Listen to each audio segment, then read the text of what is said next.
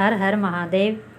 एक बार माता लक्ष्मी भगवान विष्णु से पूछती है, हे स्वामी, तुलसी के पास दीपक जलाने का क्या महत्व है और रोज़ शाम को तुलसी के पास दीपक क्यों जलाया जाता है?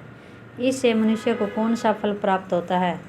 तुलसी के पास दीपक जलाने की विधि क्या है तथा दीपक जलाते समय कौन से मंत्र का उच्चारण करना चाहिए? कृपया आप मुझे विस्तार से बताइए। तब भगवान विष्णु कहते हैं, हे देवी, आज आपने समस्त मानव जाति के कल्याण के लिए बहुत ही महत्वपूर्ण प्रश्न किया है। आपके इस प्रश्न का उत्तर देने से पूर्व मैं आपको एक प्राचीन कथा सुनाता हूँ, जिससे आपके सभी प्रश्नों का उत्तर मिल जाएगा। इसलिए आप इस कथा को ध्यानपूर्वक सुनिए। इस कथा को ध्यान से पूरा मात्र सुनने से ही मनुष्य को 100 वर्षों तक तुलसी के पास दीपक जलाने का पुण्य प्राप्त होता है। फिर माता लक्ष्मी कहती है, स्वामी, मैं इस कथा को सुनने के लिए उत्सुक हूँ। कृपया आप इस कथा को सुनाना प्रारंभ कीजिए। तब भगवान विष्णु माता लक्ष्मी को यह कथा सुनाने लगते हैं। हे देवी, पूर्व काल की बात है। दक्षिण दिशा में तुंगभद्रा नाम की एक बहुत बड़ी नदी है। इस नदी के किनारे पर हरिहरपुर नाम का एक अत्यंत सुंदर नगर बसा हुआ था। उसी नगर में काशी नाम के एक ब्राह्मण निवास करते थे। वे अत्यंत गुणवान, चरित्रवान, धर्म कार्य करने वाले तथा वेदों के मार्ग पर चलने वाले थे। उन्होंने समस्त शास्त्र का अध्ययन किया हुआ था। उस ब्राह्मण की एक पत्नी थी जिसे लोग दुराचार कहकर पुकारते थे, क्योंकि उसके कर्म ही उसके नाम के अनुसार थे। वह सदैव ही अपने पति को अपमानित करती थी। वह अपने पति के लिए कुवाच्य कहती थी, पति को भयंकर दुख देती थी, पति के लिए कभी भोजन नहीं बनाती थी। उसने अपने पति के साथ कभी भी अच्छा व्यवहार नहीं किया। परिवार के लोग घर पर आते तो वह स्त्री उनको अपमानित करके भगा दिया करती थी और स्वयं काम भाव से उन्मुक्त होकर निरंतर अन्य व्यभिचारिणी स्त्रियों के साथ घूमा करती थी। उसका मन पति को छोड़कर पराये पुरुषों में लगा रहता था। उसने कभी अपने पति से प्रेम से बात नहीं की। सज धज कर वह गांव में घूमने जाया करती थी। कभी वह वन में किसी वृक्ष के नीचे खड़ी रहकर सुंदर पुरुषों की राह देखने लगती और किसी दुष्ट पुरुष को मोहित करके उसके संग भोग विलास किया करती थी। एक दिन वह दुराचारिणी स्त्री वन में जाकर एक वृक्ष के नीचे खड़ी हो गई। उसका चित्त काम से भरा हुआ था। सुंदर कामी पुरुष की राह देख रही थी, किंतु बहुत समय निकलने के बाद वह स्थान पर कोई पुरुष नहीं आया। इसीलिए वह अत्यंत दुखी हो गई और प्रियतम की खोज में इधर उधर देखने लगी। उस दिन उसका सारा परिश्रम व्यर्थ हो गया। वहाँ पर खड़ी होकर वह नाना प्रकार की बातें कहकर विलाप करने लगी। हाय हाय, आज तो इस मार्ग से कोई भी पुरुष नहीं आया। अब मैं अपने काम वासना को कैसे शांत करूंगी? आज में एक भयानक बाघ निवास करता था। उस पापिनी स्त्री की आवाज़ सुनकर वह जाग गया और उछलकर उस स्त्री का भक्षण करने के लिए उसके पास आ गया। उस भयंकर बाघ को देखकर उस स्त्री के पसीने छूटने लगे। वह भय से थर थर काँपने लगी। वह स्त्री कुछ करती, इतने में उस बाघ ने अपने पंजे से उसे घायल कर दिया और वह स्त्री जमीन पर गिर पड़ी। जमीन पर गिरते ही वह स्त्री चिल्लाते हुए बोली, अरे बाघ, तू किस लिए यहाँ आया है? मुझे क्यों मार? स्त्री की यह बात सुनकर वह भयानक बाघ क्षण भर के लिए रुक गया और हंसते हुए बोलने लगा, हे दुष्टा, आज विधाता ने तुझे मेरा ग्रास नियुक्त किया है। तुझ जैसी पापिनी स्त्रियों का भक्षण करना ही मेरा काम है, तभी तुझे इस शरीर से मुक्ति मिलेगी। वह स्त्री कहने लगी, हे बाघ, तुम कौन और मुझे सच सच बताओ, तुम्हें किस कारण से बाघ की योनि में जन्म लेना पड़ा और तुम मुझ जैसी स्त्रियों का भक्षण क्यों करते हो? पहले मुझे सारी बात बताओ और फिर मेरा भक्षण करो।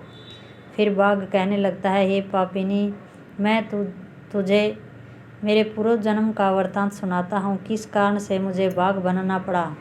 पूर्व काल में दक्षिण देश में एक नदी थी। उस नदी के तट पर एक नगरी बसी हुई थी। उस नगरी में मैं निवास करता था। मैं एक ब्राह्मण का पुत्र था और नदी किनारे बैठकर यज्ञ कार्य आदि किया करता था।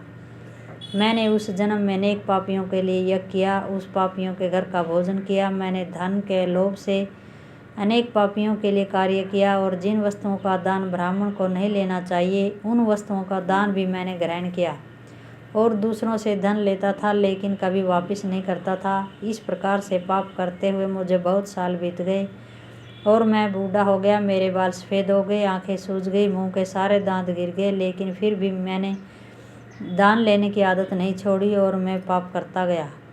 फिर एक दिन मैं धन के लोभ से नदी किनारे गया और अन्य धूर्त ब्राह्मणों से साथ मिलकर हमने लोगों को ठगा झूठ मंत्र वचन बोलकर हमने बिना विधि विधान किए ही देवी देवताओं का पूजन किया और बहुत सारा धन दान में ले लिया। फिर उसी स्थान पर एक बीमार कुत्ते ने मेरे पैर में काट लिया और मैं मूर्छित होकर गिर पड़ा।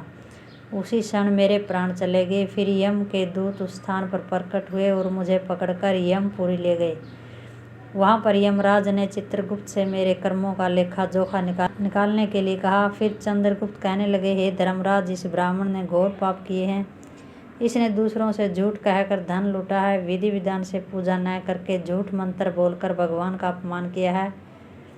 इसीलिए यह पापी ब्राह्मण केवल नरक जाने के ही योग्य है। फिर यमराज ने अपने दूतों का आदेश देकर मुझे नरक की अग्नि में डाल दिया। अनेक वर्षों तक नरक की सजा भोगने के बाद मुझे बाघ का शरीर प्राप्त हुआ। मैं इस दुर्गम वन में निवास करने लगा। मैं अपने पूर्व जन्म के पापों को याद करके कभी महात्मा, साधु पुरुष, सती स्त्रियों का भक्षण नहीं करता हूँ। मैं केवल पापी, दुराचारी तथा उल्टा स्त्रियों का ही भक्षण करता हूँ ताकि मुझे पाप से मुक्ति मिल जाए। इस प्रकार से उस बाघ ने अपने पूर्व जन्म का वृत्तांत सुना दिया और इस स्त्री से कहने लगा, हे पापिनी, तेरे आचरण से तो उल्टा दिखाई पड़ती है। अपने पति को छोड़कर तो इस वन में अन्य पुरुष के साथ भोग विलास करने आई है, इसलिए आज तू मेरा ग्रास अवश्य बनेगी। इतना कहकर उस बाघ ने अपने तीक्ष्ण नाखून से उस पापी स्त्री के टुकड़े टुकड़े करके उसे खा लिया। फिर उस स्थान पर यम के दूत प्रकट हुए और उस पापिनी स्त्री को उठाकर यमपुरी ले गए। वहाँ पर उसे यमराज के सामने खड़ा किया गया। फिर चित्रगुप्त ने उसी स्त्री का लेखा जोखा निकालते हुए यमराज से कहने लगे, हे धर्मराज, यह स्त्री तो अत्यंत पापिनी है, इसने घोर पाप किए हैं। ये पाप को सुनकर यमराज ने उस स्त्री को अग्नि से भरे हुए कुंडों में डालने का आदेश दिया। अनेक वर्षों तक उस कुंड में पकाया गया, फिर उसे निकालकर दूसरे नरक में डाल दिया गया। इस प्रकार से उसे अनेक वर्षों तक अलग अलग नरकों में डाला गया और नरकों में डालने के बाद वह महापापी स्त्री पुनः पृथ्वीलोक पर आकर चांडाल के रूप में उत्पन्न हुई। चांडाल के घर में जन्म लेकर वह फिर से अनेक पाप करने लगी, व्यभिचार करने लगी और अनेक पापी पुरुषों के संग विहार करने लगी। कुछ समय बाद पूर्व जन्मों के पापों के कारण उसे कोढ़ का रोग हो गया और वह भयानक पीड़ा सहन करने लगी। उसका अंग अंग जलने लगा, उसके नेत्रों में पीड़ा होने लगी। इस दुख को सहन करती हुई कुछ दिन बिताने लगी। वह दिन बिताने लगी। फिर एक दिन वह तीर्थ में स्नान करने के उद्देश्य से अनंतपुरा में चली गई। वहाँ पर वह एक आश्रम के बाहर निवास करने लगी। वहाँ उस आश्रम में एक तुलसी का पौधा था। अन्य स्त्रियों को वहाँ पर तुलसी के पास दीपक जलाते हुए देखकर उस पापी स्त्री ने भी वही किया। उसने तुलसी के पौधे के पास एक दीपक जला दिया और फिर उस रात हृदयाघात से उसकी मृत्यु हो गई और यमराज के दूत उसे ले जाने के लिए वहाँ पर प्रकट हुए। तभी भगवान विष्णु के दो पार्षद उस स्थान पर प्रकट हुए और उन्होंने दोनों को रोक लिया और कहने लगे, हे दूतों, उस स्त्री को तुम छोड़ दो। यह स्त्री नरक जाने की योग्य नहीं है। तुम किसके आदेश से ऐसा अधर्म कर रहे हो? फिर यम के दूत कहने लगे, हे पार्षदों, हम यमराज के आदेश से इस पापी स्त्री को उठाकर ले जा रहे हैं, किंतु आप हमें किस कारण से रोक रहे हैं? यह स्त्री अत्यंत पापी है, इसे नरक में ले जाने की आज्ञा मिली है। फिर पार्षद कहने लगे कि हे दूतों, यह स्त्री तो विष्णु भक्त है, यह नरक जाने की योग्य नहीं है। इसने शाम को तुलसी के पास दीपक जलाया है, इसी कारण से इसके समस्त पाप नष्ट हो गए हैं, इसीलिए अब यह नरक जाने की योग्य नहीं है।